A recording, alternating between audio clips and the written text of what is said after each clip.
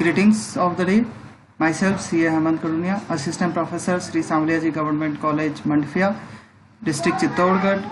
Dear students, आज हम लोग कॉस्ट अकाउंटिंग सब्जेक्ट में ओवरहेड चैप्टर के दो इम्पोर्टेंट टॉपिक को कवर करेंगे और ये दो इम्पोर्टेंट टॉपिक हैं ऊपरी व्ययों का बंटन और ऊपरी व्ययों का वितरण। और इसके बाद में एक और हम लोग टॉपिक देखेंगे जो कि एब्जॉर्प्शन होगा, अवशोषण पर आधारित होगा। ऊपरी व्ययों का बंटन जब हम बात करते हैं, जब ऐसा कोई ऊपरी व्यय, ऐसा कोई व्यय जो विभिन्न लागत केंद्रों पर या उत्पादन विभागों में बंटित आसानी से हो सकता हो, स्पष्ट रूप से हो सकता हो, उसे हम लोग एलोकेशन की परिभाषा में लेते हैं।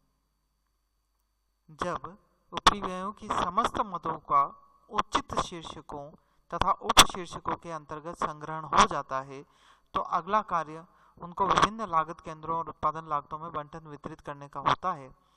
ऊपरी व्ययों की कुछ मदों का संबंधित उपकार्य लागत इकाई पर प्रत्यक्ष सामग्री, प्रत्यक्ष श्रम की भांति स्पष्ट रूप से बंटन हो सकता है।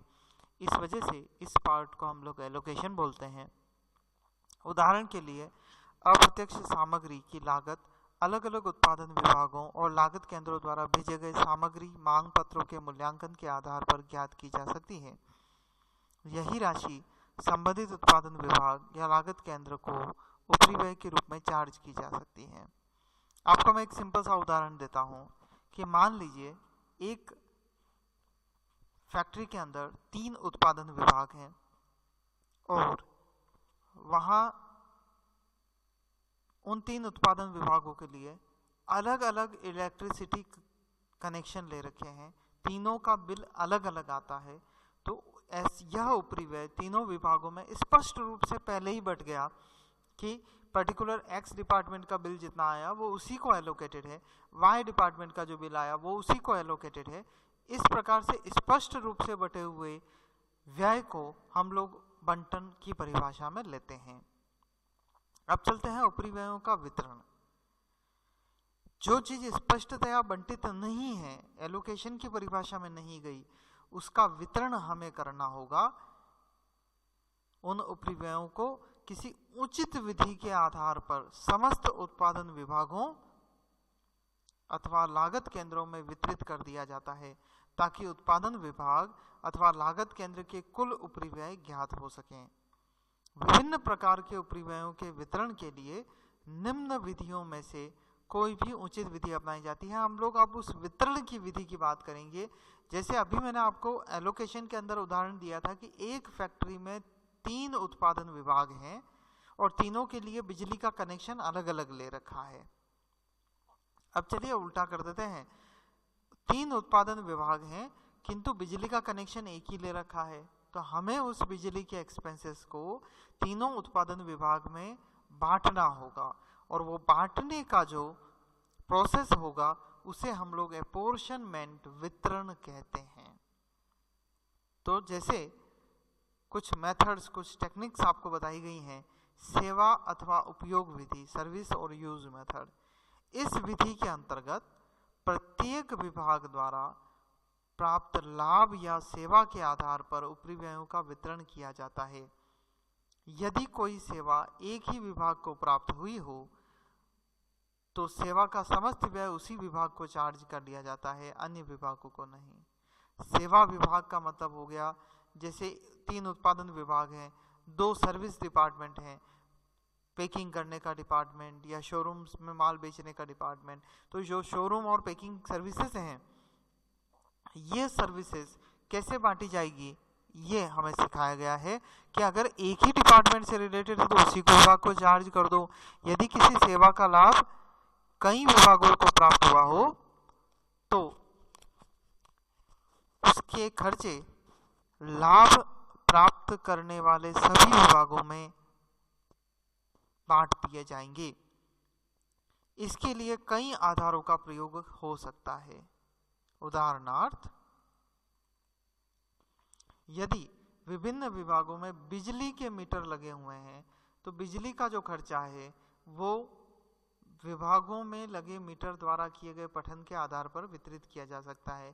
कहने का मतलब हो गया बिल तो एक आया लेकिन सब मीटर लगा रखे थे, तो उसे पता लग गया कि किस डिपार्टमेंट ने कितने मीटर, उस मीटर से पता लग जाएगा कितना किलोवाट आवर उसने यूज किया है, तो उससे हम लोग उसके बिजली व्यय को डिस्ट्रीब्यूट कर सकते हैं। इसी प्रकार यदि कारखाने का भवन किराए पर है तो प्रत्येक विभाग द्वारा प्रयोग किया गया क्षेत्रफल का आधार लेकर हम किराए को वितरित कर सकते हैं।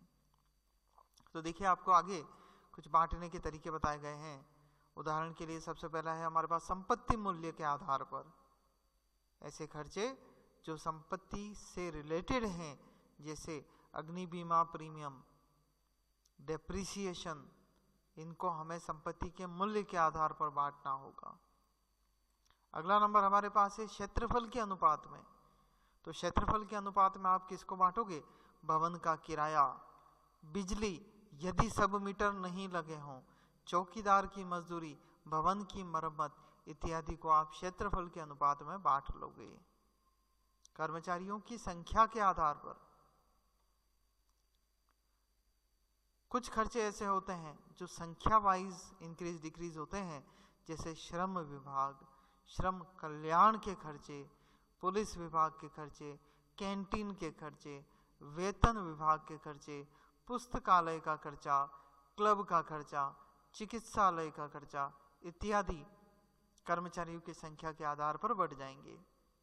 प्रत्यक्ष श्रम घंटों के आधार पर ऐसे व्यय जो श्रमिकों की देखरेख से संबंधित होते हैं, प्रत्यक्ष श्रम घंटों के आधार पर बांटे जाता है। जैसे फोरमैन की जो सैलरी होगी वो श्रमिकों के घंटों के आधार पर बांटी जाएगी।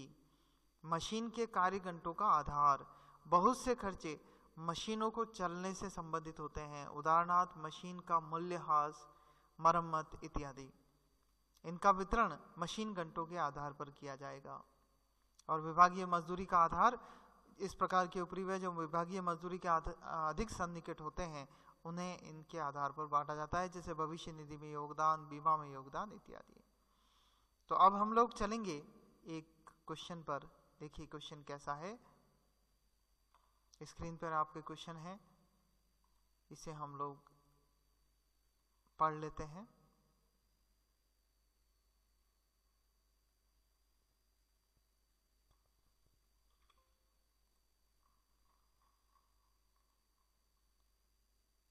माह जुलाई 2012 के लिए उत्पादन संस्था के खातों से निम्नलिखित आंकड़े प्राप्त होते हैं। Indirect material production department x 9,500 रुपये, वाई 12,000 रुपये, जेड 2,000 रुपये, सर्विस डिपार्टमेंट मेंटेनेंस 15,000 रुपये, स्टोर 4,000 रुपये। फिर एक्सपेंसेस दिया आपको, इनडायरेक्ट वेजेस एक्स डिपार्टमेंट का 9,000, वाई डिपार्टमेंट का 11,000, जेड डिपार्टमेंट 3,000, मेंटेनेंस डिपार्टमेंट 10,000 और स्टोर डिपार्टमेंट 6,500 रुपये। इसके बाद आपको अदर एक्सपेंसेस दिए हैं, जिसमें पावर एंड लाइट 60,000 रुपये, रेंट एंड रेट्स 28,000 रुपये, इंश्योरेंस एंड ऑन एसेट्स 10,000 रुपये, मील चार्जेस 10,000 रुपये 30,000 रुपये, depreciation eight 6% on capital value. और इसके बाद आपको डिपार्टमेंटल खर्चा दिया है, डिपार्टमेंटल डेटा दिया है, वो हम लोग देखते हैं। ये देखिए आपको एक्स वाई जेड और मेंटेनेंस स्टोर डिपार्टमेंट का area, capital value of assets, kilowatt hours, number of employees दे रखे हैं। और फिर नीचे लिखा है रखरखाव विभाग द्वारा उत्पादन विभागों को सेवा की गई। एक्स डिपार्टमेंट 50%, 30%, 20% तीनों डिपार्टमेंट का डिस्ट्रीब्यूशन दे रखा है। भंडार गृह द्वारा उत्पादन विभागों को सेवा की गई 40%, 40%, 20%। उपरोक्त आंकड़ों से विभागीय वितरण सारांश तैयार कीजिए। तो अब मैं आपको इसका वितरण सारांश तैयार करके बताता हूं। चलिए सॉल्यूशन पर चलते हैं। ये क्वेश्चन हो गया आप लोगों के सामने।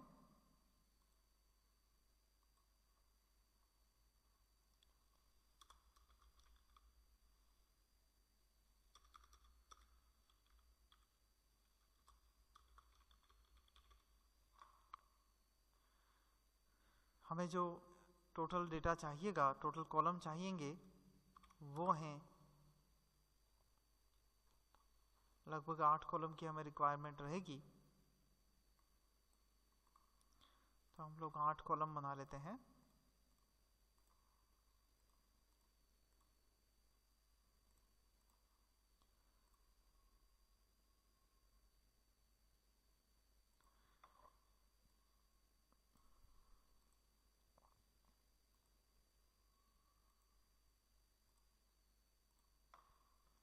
देखिए, सबसे पहले तो हम लोग जो हमें एक्सपेंडिचर दे रखे हैं उसको लिख लेंगे, फिर कौन से बेसिस पर बांट रहे हैं उसको लिख लेंगे, टोटल अमाउंट जो आपको प्रश्न में दे रखी है हम उसे नोट कर लेंगे, फिर एक्स डिपार्टमेंट, वाई डिपार्टमेंट और जेड डिपार्टमेंट जो प्रोडक्शन डिपार्टमेंट दे रखे हैं, और उसके बाद मेंटेनेंस डिपार्टमेंट और स्टोर डिपार्टमेंट के कॉलम बन जाएंगे।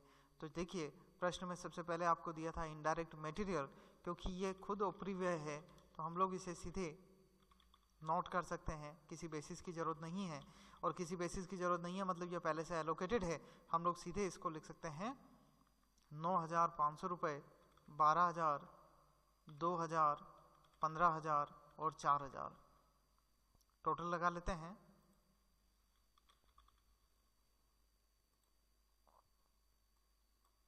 $9,500, 12,000, 2,000, 15,000 और 4,000, ये टोटल एक्सपेंडिचर हो जाएगा 42,500 का।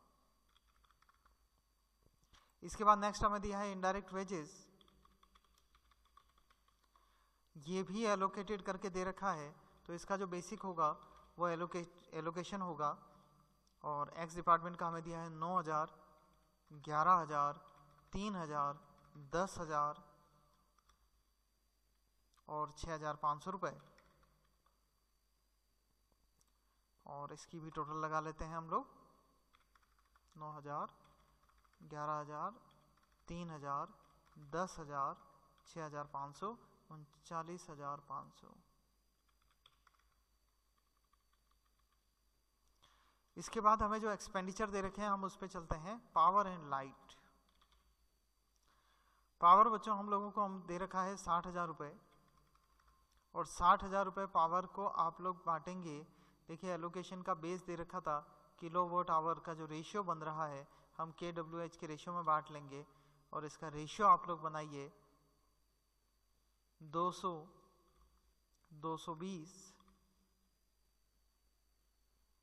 80, 75 और 25, ये हमारा रेशियो हो जाएगा। इस 60,000 रुपये का आप इस रेशियो में डिस्ट्रीब्यूट करेंगे, 60,000 इंटू 200 डिवाइड बाई इनकी जो टोटल आ रही है उससे डिवाइड करेंगे, तो ये आपका रेशियो बन जाएगा 20,000, 22,000, 8,000 और 7,500 और 2,500। इस तरीके से आप इसका डिस्ट्रीब्यूशन कर लेंगे।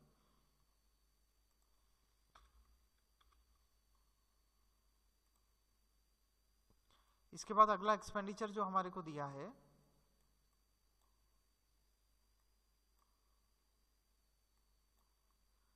वो है पावर के बाद रेंट एंड रेट्स 28,000। तो 28,000 का जो रेंट दिया है आप लोग इसे एरिया के रेशियो में बांट लोगे। एरिया का रेशियो 4,000, 4,000, 3,000, 2,000, 1,000, तो 4:4:3:2:1 के रेशियो में आप इस 28,000 को बांट लोगे, तो ये अमाउंट हो जाएगा 8,000, 8,000, 6,000, 4,000 और 2,000। इसके बाद जो हमें एक्सपेंडिचर दिया था, पावर हो गया, रेंट हो गया, इंश्योरेंस ऑफ एसेट्स, इंश्योरेंस 10,000 रुपये दिया है। ये एसेट्स वैल्यू में कैलकुलेट होगा, कैपिटल वैल्यू ऑफ एसेट्स 10, 12, 8, 6, 4 का रेशियो बन जाएगा। 10 लाख, 12 लाख इनका रेशियो आपको बना लेना है।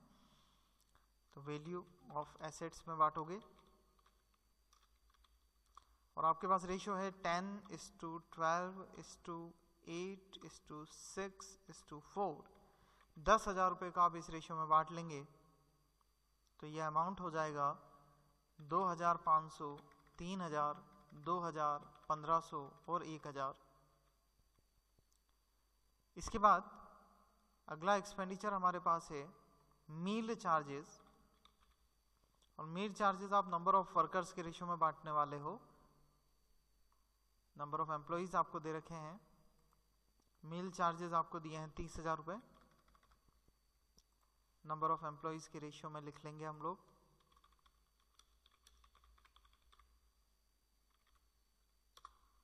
रेशियो बना लीजिए 18, 24, 6, 8, 4।